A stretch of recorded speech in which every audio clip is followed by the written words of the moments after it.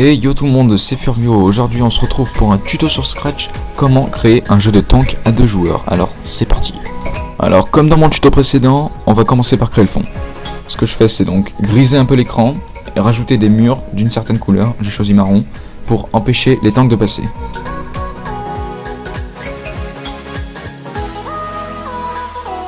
Ensuite, j'ai juste créé des entrées et sorties pour les tanks. Cette étape là, c'est vous qui voyez comment vous voulez la faire. Une fois qu'on a fini de créer le fond, on va créer 4 variables qui seront les 4 seules variables du jeu. Il y aura donc 2 variables pour la vie, une pour chaque tank, et 2 variables pour l'autorisation de tirer de chaque tank. En sachant que 1 signifie autorisé à tirer et 0 signifie pas autorisé à tirer. Pour l'instant, on laisse ça de côté, vous allez comprendre après. On va donc commencer le programme du tank numéro 1. On va d'abord mettre la vie du tank 1 à 3. À chaque début de partie, ça sera comme ça. On va aussi régler sa taille. Vous prenez celle qui vous convient le mieux par rapport à votre map. Vous allez ensuite définir sa position et son orientation, ici à droite. Puis, on va lui autoriser à faire des déplacements tant que les 2 tanks sont en vie. Donc, on va faire répéter jusqu'à qu'une vie des tanks atteigne 0. Donc ça va répéter tout le bloc qu'il y a à l'intérieur tant que les tanks sont en vie.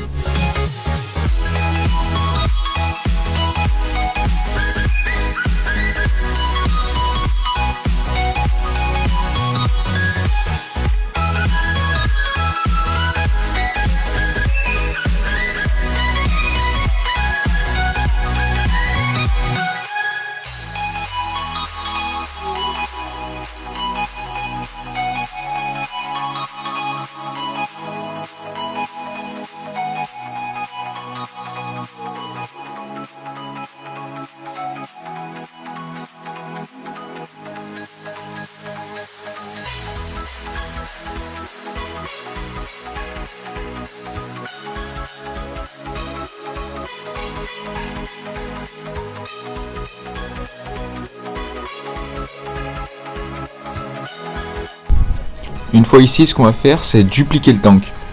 Je vais juste les renommer. Au lieu de dire mettre vtank 1 à 3, on va dire mettre vtank 2 à 3. On va modifier sa position de départ et son orientation de départ.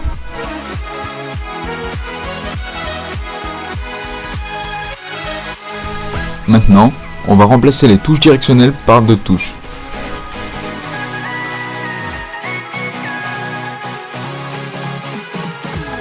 Vous pouvez donner une couleur à votre deuxième tank pour changer du premier. Maintenant, importer un missile. On va commencer par lui dire de se cacher. Puis, vous définissez la taille de ce missile en fonction de votre arrière-plan. On va lui dire aussi de mettre à chaque début l'autorisation de tirer 1 à 1. Donc que le tank 1 soit autorisé à tirer. Ensuite, on fait pareil que pour les tanks. On répète jusqu'à qu'un des 2 tanks soit mort. Pour le tank 1, la touche pour tirer sera l'espace. On va donc dire, si la touche espace est pressée et que l'autorisation est à 1, alors on va commencer à tirer.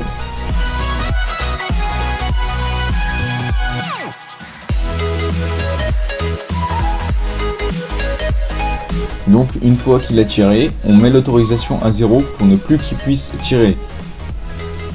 Pour qu'on voie le missile propulsé, il faut d'abord qu'il se dirige au tireur.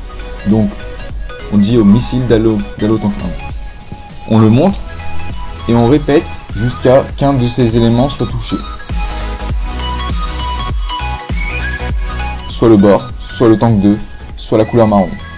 Donc, tant qu'il n'y a pas un de ces éléments qui est touché, le missile va avancer de 6 et s'orienter vers le tank 2.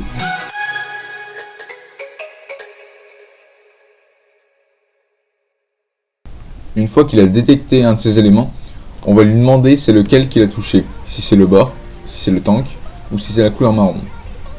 Si c'est le bord, on va juste demander au missile de se cacher. Si c'est par contre le tank 2, on va lui demander de se cacher et d'enlever une vie au tank 2. Et si c'est la couleur marron, on va juste lui demander de se cacher.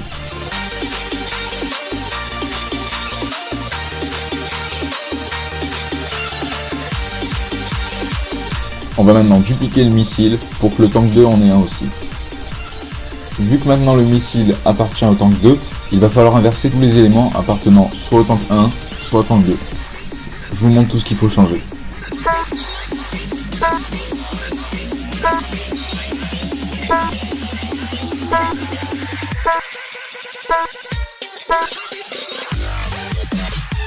Juste, je voulais pas montrer ici, mais là, il faut pas mettre la barre d'espace, il faut mettre une autre touche pour tirer, parce que c'est deux tanks différents, il faut donc deux touches différentes pour tirer. Maintenant, vous allez importer l'image d'un chargement. Si vous en avez pas, vous pouvez très bien dessiner. Je vais utiliser 4 phases de chargement pour que le joueur puisse voir quand son prochain missile va arriver.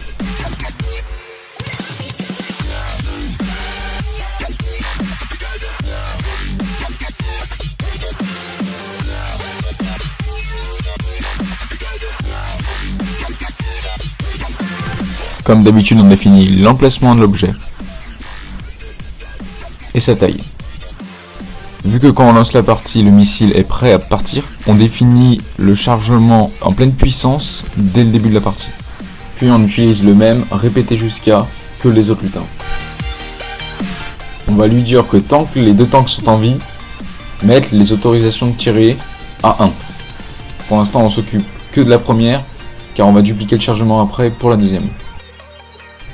On dit maintenant que quand la barre d'espace est pressée et que l'autorisation de tirer 1 est à 1, alors on fait défiler les costumes de telle sorte à avoir un chargement progressif de la barre.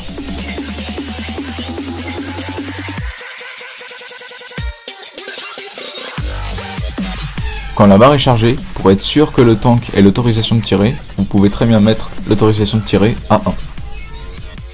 Maintenant, on va dupliquer le chargement pour l'affecter au tank 2. On modifie sa position.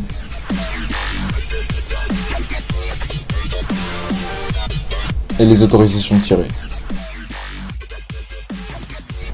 Pour terminer, on va mettre une petite phrase de fin quand un joueur a gagné la partie.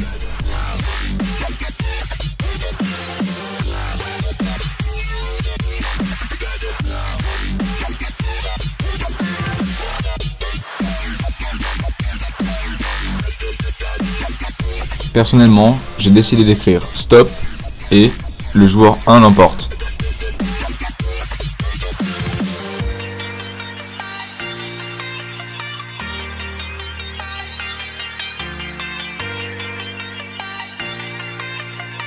Vous pouvez très bien afficher ces messages tels quels, mais j'ai décidé de les faire avec une petite animation. Du coup, je vous laisse voir pour ceux que ça intéresse.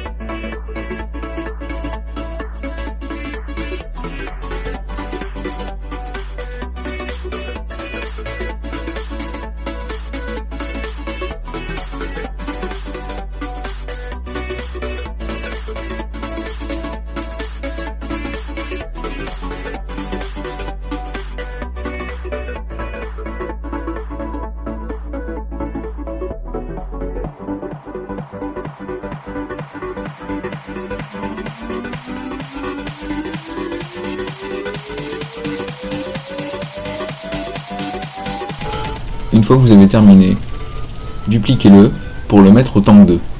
Remplacez juste le 1 par le 2 pour faire joueur 2.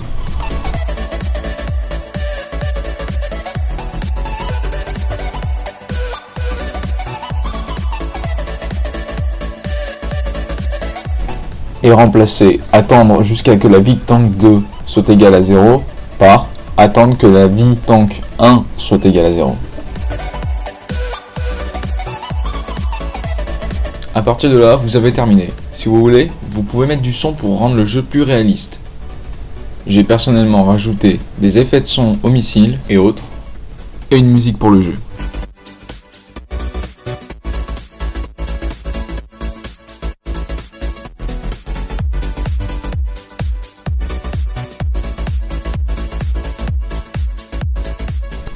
Et voilà le résultat.